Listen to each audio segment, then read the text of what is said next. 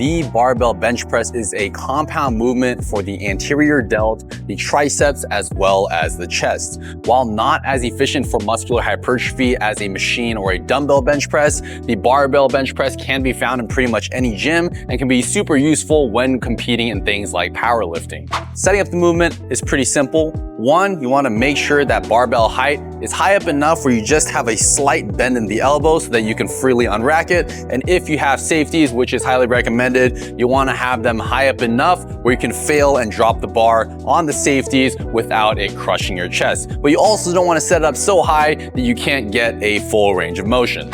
You want your 5 points of contact: your left foot, your right foot, your butt, your upper back, and your head. And now notice that I didn't say the lower back because the lower back has a natural inward curvature to it, meaning that even if you're lying flat, your lower back still should not be touching that bench. But because there is no compressional force going down on the spine, we can arch through our spine as much as we want to create more traction on the bench. Now this may limit your range of motion at the bottom, which is great for powerlifting standards, but limiting the range of motion at the bottom is not gonna be great for hypertrophy. But once again, if you wanna stay in a more rigid position, then getting a slight arch is a great idea. As for the feet, sometimes people will drag their toes up and have their heels off the floor, which gives them a little bit more traction because their feet are unlikely to slip out from underneath them. But if you want to produce the most leg drive, shuffle your feet just far out enough where your foot is flat on the floor. That way you have maximum surface area and contact between your foot and the floor, and you can produce more leg drive. Now, the most important part of this setup is pulling your shoulder blades back and together as if you're trying to hold a pencil in between your shoulder blades. Because the shoulder is the most mobile joint in the body, it also makes it the most unstable joint. So if you want to protect your shoulder from injury,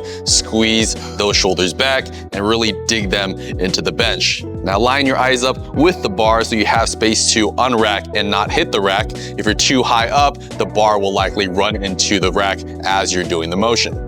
Now say your hand's equidistant from the middle of the bar. I'm gonna place my ring finger on the rings of either side of the bar, keeping my shoulder blades retracted.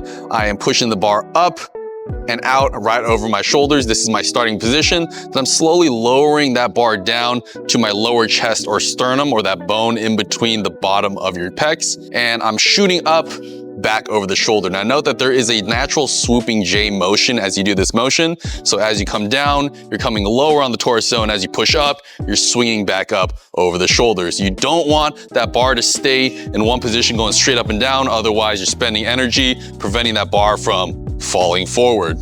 Control on the way down, and explode as powerfully as you can on the way up. Breathing in as you descend, and exhale as you push up explosively. If you want to produce leg drive from this bottom position, drive your feet firmly through the floor, engage your quads, get your whole body rigid, squeeze the shoulder blades back together really aggressively, arch through the spine, and drive up to produce the most force and lift the most weight. If you want to increase rigidity in the body and produce more force under a more stable body position, feel free to use the Valsalva maneuver, which is that holding of the breath that we talked about in a lot of our compound movements. Now, while it's not loading the spine, keeping that torso rigid can still help with force production. Now, what that means is you're taking a deep breath in at the top of the movement, holding your breath at the top, blocking off your throat, bracing your core 360 all the way around, creating a lot of pressure in your stomach, and holding that breath until you ascend back up into that starting position from which you can exhale. And when racking the bar, feel free to slam that bar back, feel contact between the bar and the rack itself, then slide down into the hooks. That way you will never miss.